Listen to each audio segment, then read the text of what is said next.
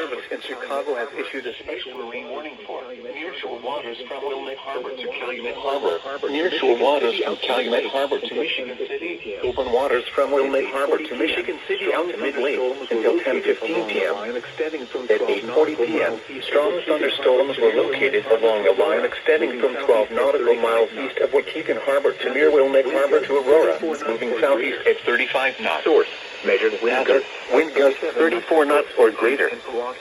Source: measured wind gusts of 37 knots at both DuPage and Milwaukee airports. Suddenly higher waves. Impact: small craft could be damaged and briefly higher winds and suddenly higher waves.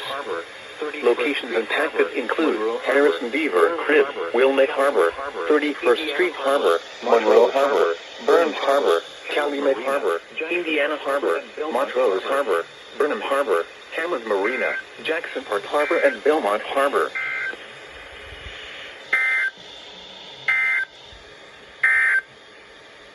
Sheboygan,